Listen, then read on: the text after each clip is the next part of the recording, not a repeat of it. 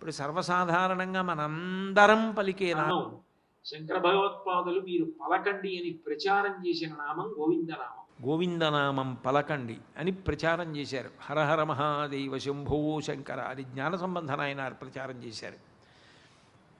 అటువంటి గోవిందనామం ఎవరో బాలసారి చేస్తే రాలేదు ఆయనకి.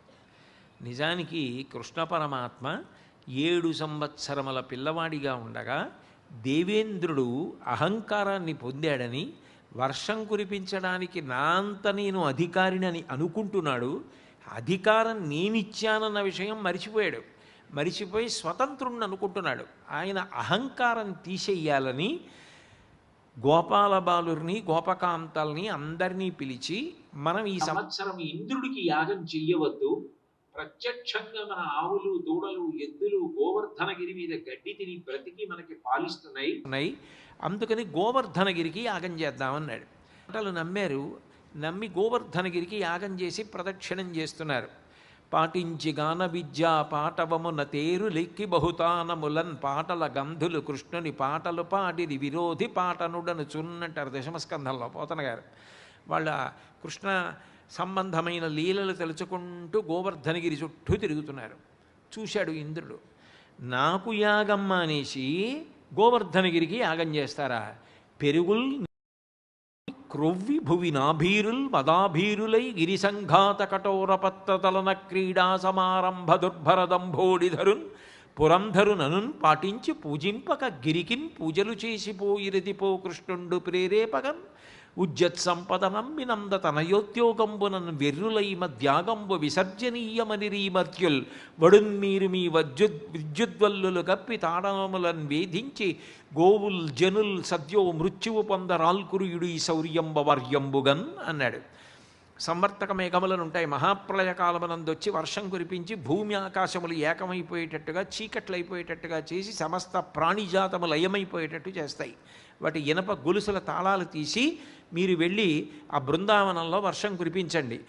భయంకరమైన మెరుపులు, ఉరుములు, పిడుగులు, ఆవులు, దూడలు, గోపకాంతలు, గోపాల బాలురు, గోపవృద్ధులు అందరూ తక్షణం మరణించాలన్నాడు. కటిక చీకటి అయిపోయింది. వచ్చి పెద్ద పెద్ద ఉరువులు, మెరుపు పడుతోంది. ఏమయ్యా నువ్వేదో కొత్త యజ్ఞం చేయమన్నావు, దానివల్ల ఈ ఉపద్రవం వచ్చింది అనరు. వాళ్ళ భక్తి అంత గొప్పది.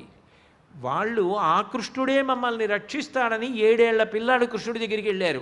ఈ ఉరుములు, ఈ మెరుపులు, ఈ యశనుల ఘోషణములు, ఈ జలధారల్ నీయానమున్నెరుంగము కుయ్యాళింపక దయ్య గుణరత్న నిధి. స్వామి, ఇలాంటి ఉరుములు, మెరుపులు, వర్షం మేము ఎప్పుడు చూడలేదు. ఏనుగు తొండమంత లావుధారలు పడిపోతున్నాయి, బ్రతకం, మమ్మల్ని రక్షించండి అన్నారు. నేను మాత్రం ఏం చేయను, ఎక్కడికైనా ఎత్తైన ప్రదేశానికి ఎడదాం అనలేదు ఆయన. బాలుండాడుచునా తపత్రమని సంభావించి పోగొతికెంగేలం దాల్చిన లీలలే నగవుతో కృష్ణుండు తానం మహాశైలమ్మున్ వెలకేల దాల్చి విపుల ఛత్రమ్ముగా పట్టె తద్భీలాభ్రచ్యుత దుశ్శిలాచకిత గోపీ గోప గోపంక్తికిన్ హరిదోద్దండముగాను గొబ్బ శిఖరం బాల ముక్తాములు బరగంజారుడి తోయ బిందువులు గోపాలంగనాపాంగహాసరతులు రత్నచయంబుగాగా అచల ఛత్రము శోభిల్లి తద్గిరిబిద్ధుర్మద భంజీ జలధిరాక్లిన్న ప్రజారంజీ అన్నారు పోతన గారు. 7 ఏళ్ల పిల్లవాడు వాళ్ళని రక్షించడానికి గోవర్ధన పర్వతాన్ని పైకెత్తి చిటికిన వేలి మీద పట్టుకున్నాడు.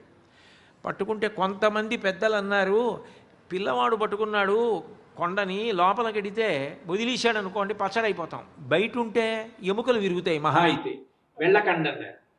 తనని నమ్మని వాళ్ళందరినీ బంధువులారా అని పిలిచి బ్రతిమాలుకున్నాడు రమ్మని.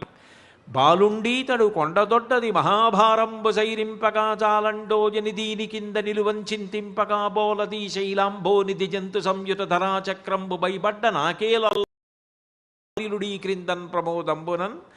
నమ్మని వాళ్ళని బంధువులారా అని పిలిచాడు. రండి కిందకి, నేను కాపాడతానని 7 రాత్రులు 7 పగళ్ళు తన కంటి చూపుల చేత అమృతములు కురిపించి పోషించి కాపాడాడు.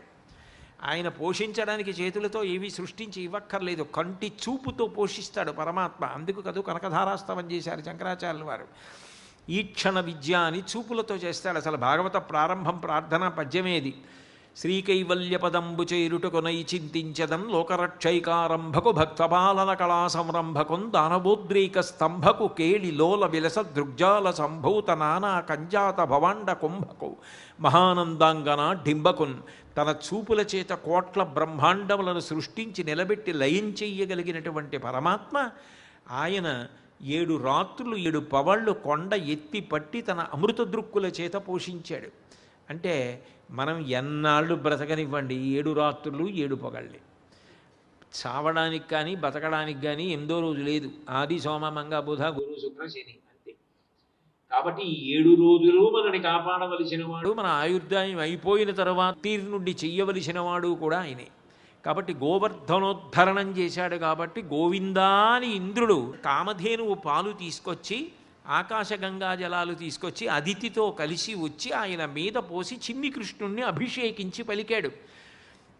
సురభిక్షీరములన్ సురద్విప మహాశుండాలతానీత నిర్జర గంగాంబువలన్ నిలింపజనని సన్మౌని సంఘంబుతో సురనాథుండభిషిక్తు చేసి పలికెన్ సొంపార గోవిందుండంచు రణాక్రాంత విపక్షు తోయజ జలాక్రం సాధు సంరక్షణం అన్నారు. ఆ కామధేనువు యొక్క పాలని పోసి మందాకిని జలాలు నోరు లేని కామధేనువు బిడ్డలు ఆవులని దూడల్ని కూడా కాపాడావు. కాబట్టి గోవులను కాపాడిన వాడివి కాబట్టి గోవిందా అన్న నామంతో పట్టాభిషేకం చేస్తున్నానన్నాడు. అంటే ఒక గుణ ప్రకటనం చేస్తే గోవిందనామం వచ్చింది.